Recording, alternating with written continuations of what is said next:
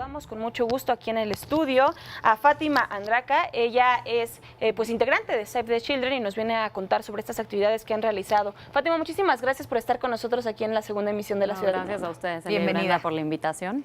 Esta semana en conferencia de prensa dieron cuenta de estos datos que dimos, de estas acciones, pero por favor cuéntanos, a 6 meses, de acuerdo desde la visión de Save the Children, ¿cómo estamos en este tema? Exacto, justo como lo mencionabas hace rato, nosotros hicimos un ejercicio de rendición de cuentas a los 6 meses, lo hicimos este martes, donde lo que buscábamos era invitar a distintos actores públicos como privados a justo poder compartir qué es lo que han hecho, con cuánto dinero lo han hecho y hacia dónde vamos, que eso es lo que nos parece bien importante, ¿no? A la fecha nosotros vamos al 94% de nuestra población objetivo, pero sabemos que todavía falta mucho, ¿no? Nuestro gran reto es cómo logramos este acompañamiento con las familias a una vuelta a la realidad, ¿no? Y cómo logramos que estas familias tengan, los niños y las niñas, este acceso de calidad a la educación, porque aunque ya regresaron a la escuela, no están en las mejores condiciones, ¿no? La solución y una primera respuesta fue la instalación de aulas temporales, que tanto nosotros como muchos otros las pusieron, ¿no? Sin embargo, las aulas temporales, pues, no son una solución duradera. Ya se volvieron y permanente. Permanentes, ¿verdad? Incluso Exacto. Muchas de ellas en muchos estados. Exacto, y eso no es la solución, ¿no? Y me impacta y me enorgullece decir que de verdad hay unas de una calidad impresionante. Sin embargo, ¿qué va a pasar con las lluvias, ¿no? Claro. ¿Qué va a pasar con todos estos niños y niñas que están adentro ahí? Imagínate las de lona con el ruido que va a haber, ¿no? Entonces, sí son unos datos muy alarmantes. Hoy sabemos que de las escuelas que tuvieron daños totales, apenas vamos en el 66% de la reconstrucción, ¿no? Entonces, pues todavía nos falta mucho. Nosotros sí queremos saber cómo esta información, cómo vamos, hacia dónde vamos, cuántos niños siguen sin esta educación. Y algo que mencionábamos también en la rueda de prensa es la deserción escolar, ¿no? Claro. Que nos ha alarmado mucho. Hemos encontrado, por ejemplo, en estados como el de Puebla, el 1.6% según nuestros cálculos, porque claramente ahorita no sabemos, porque el registro se hace al final del ciclo escolar de cuántos niños acabaron o no. Entonces ya tendremos un número más certero pues a finales de este ciclo escolar. Sin embargo, hoy nosotros preguntando en las escuelas en Oaxaca, en la zona de Juchitán, nos dice el director de una primaria, no, pues de cada salón, 2 niños ya no regresaron, ¿no?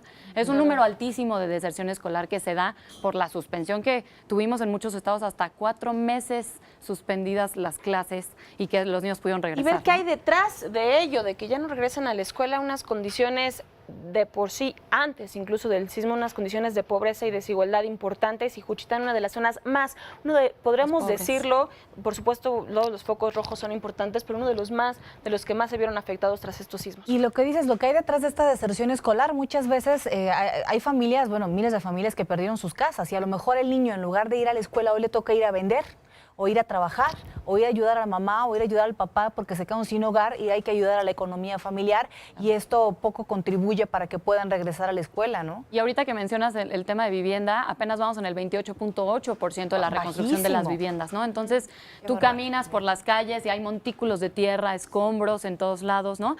Ya está la demolición, pero hay maquinaria en la calle, y tú mencionabas hace rato, ¿no? Los niños, ¿dónde están si no están en la escuela? En la calle, y se vuelve un contexto de peligro también para ellos, ¿no? El lugar seguro de los niños es regresar a la escuela, pero la escuela tiene que estar en las mejores condiciones. Y sí, el tema de vivienda es un llamado, una alerta que nosotros también hacemos hacia poner el dedo en el renglón, ¿no? Decir, todavía vamos muy lentos, el material incrementó mucho, mencionábamos en la rueda de prensa un ejemplo material de construcción. Sí, claro. Un ejemplo era que nos costaba un tabique en septiembre, antes de los sismos, como unos 3, 4 pesos, y ahora vas y preguntas en las constructoras de Oaxaca y cuestan 7 pesos, ¿no? Entonces, obviamente con el recurso que han recibido no es suficiente. Entonces, pues sí, ¿de qué manera podemos acelerar esto? La gente sigue viviendo en la calle, en carpas, las casas las han apuntalado con tabiques y con madera. Entonces, pues son condiciones alarmantes, más con la temporada que vamos a entrar, sobre todo de lluvias, calor. sol. Son muchos temas, Fátima, y muchas vertientes. En este balance que ustedes hacen a 6 meses, ¿cuáles dirían estos? A lo mejor son los puntos rojos, los focos rojos que tenemos que ya de urgencia atender. Y en ese sentido, preguntarte si también hay como un diagnóstico o una revisión sobre la acción de las autoridades, ustedes como un organismo independiente.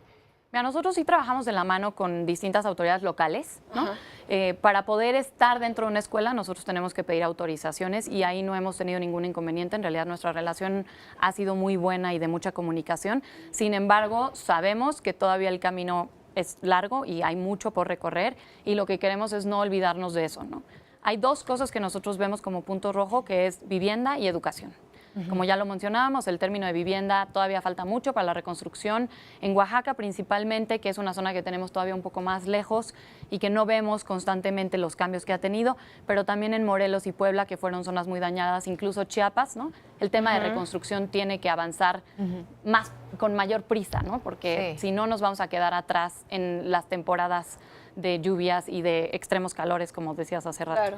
Y por el otro lado, en términos de la educación, pues asegurarnos de que la escuela no solo está en las mejores condiciones, sino que los niños también tienen pues los cuadernos, los útiles, ¿no? Es por eso que hemos entregado nosotros los kits de aprendizaje y kits de enseñanza, tanto para docentes como para niños y niñas, para que entonces ellos tengan todas las herramientas para regresar.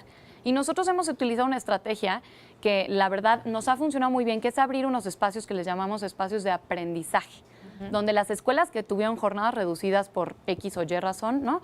Se dañó 3 aulas de la escuela, entonces la jornada la tuvieron que reducir para utilizar solo las otras 5 que tienen, y entonces los niños van poquitas horas a la escuela. Ahí instalamos estos espacios donde reforzamos matemáticas y literatura con los niños que ahora solo van 1 o 2 veces a la escuela. Entonces, esa es una manera de subsanar un poco el rezago que se ha venido generando. Sin embargo, pues no tenemos la capacidad y no podemos hacerlo solos, ¿no? Sí buscamos ayuda, ¿no? No solo a nosotros, sino justo esta rendición de cuentas y este camino para tener una mejor comunicación y saber hacia dónde vamos. Pero bueno, muchas veces, y ya lo hemos experimentado en 6 meses, un poco el paso de la autoridad es lento, un poco de qué hacemos con este dinero que tenemos, de quién lo mandó, que quién lo tiene. Ya sabemos que esa parte va lenta. ¿Qué podemos hacer nosotros? ¿Cómo ayudamos? Pues lo principal es con transparencia, ¿no? Poder hablar y hacer una rendición de cuentas, que eso es lo buscamos. La transparencia y difundir lo que estamos haciendo, también poder compartirlo, eso es clave de poder generar esta confianza hacia lo que hacemos. También tenemos un 01800 872 DONA, ¿no? Donde ustedes pueden apoyarnos de distintas maneras. Y por el otro lado, todo nuestro reporte de avances de los 6 meses, tanto el financiero como el operativo, lo pueden encontrar en nuestra página de internet, que es www.savethechildren.mx. Ahí viene con mucho más detalle. Ahorita ya pudimos conocer un poquito los números de hacia dónde estamos a 6 meses, pero en ese reporte podemos indagar mucho más información. Tenemos la seguridad de que lo donado es específicamente manejado por ustedes. Exacto, sí. Nosotros utilizamos los recursos que nos llegan hacia las acciones que hoy y el martes compartimos. ¿Tienen presencia, Fátima, en qué estados con estas acciones que me comentabas? Me llamó la atención mucho que si estamos prácticamente ya en terreno, apoyando en matemáticas, en distintas materias, ¿ustedes ya están prácticamente ahí con los niños en las escuelas y en todos los estados o en qué ciudades están? Mira, nosotros respondimos a la emergencia a las 72 horas. A las 72 horas desplazamos un equipo de 97 colaboradores de Save the Children al estado de Oaxaca, Morelos, Puebla y en Ciudad de México. En Oaxaca estábamos presentes en la zona de Oaxaca capital, sin embargo no teníamos presencia en la zona del Istmo, y es ahí donde empezamos operaciones. Entonces seguimos en la zona, algo que nos identifica es poder estar desde el día número 1 con los niños y al día de hoy seguirlos viendo, ¿no? Entonces es una evolución que vamos viendo que la verdad es algo buenísimo porque nos permite ver en qué áreas poner más fuerza, en cuáles ya hay más acompañamiento. Entonces nosotros tenemos equipo en campo en los 4 estados y ahí seguimos y seguiremos de pie por la infancia. Save the Children es una organización enfocada al acompañamiento, al empoderamiento y a la promoción de los derechos de las niñas y niños en el mundo y específico con su sede en el país.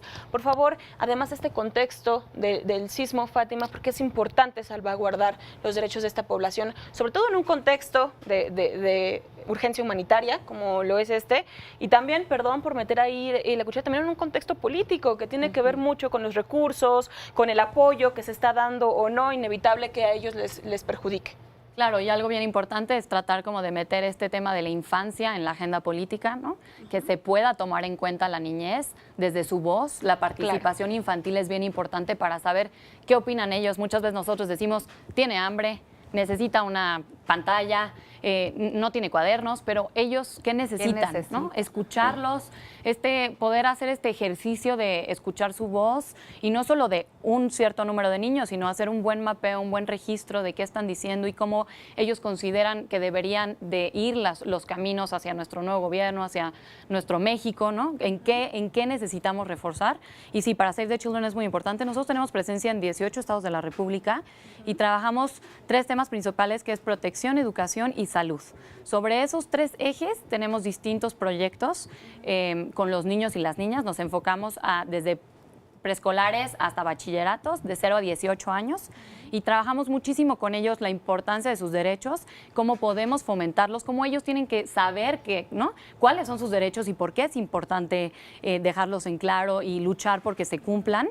En fin, Sí. ya tenemos 45 años en México, entonces sí, mucho trabajo. Pues Fátima, muchísimas gracias por estar con nosotros. Muchas felicidades por este trabajo que están haciendo, que no es nuevo, pero sobre todo en este contexto de ayuda humanitaria lo es todavía el doble de esfuerzo y les felicitamos por ello. Ahí están las opciones de cómo nosotros podemos abonar. Pero de entrada me quedo también con esto que nos comentabas, Fátima, de la transparencia. Este es un primer corte de caja a 6 meses. Sabemos que van a seguir trabajando y nuestra exigencia de que sean transparentes todos estos procesos, al igual como lo hicieron en su organización, que también se suman las autoridades a hacer lo propio.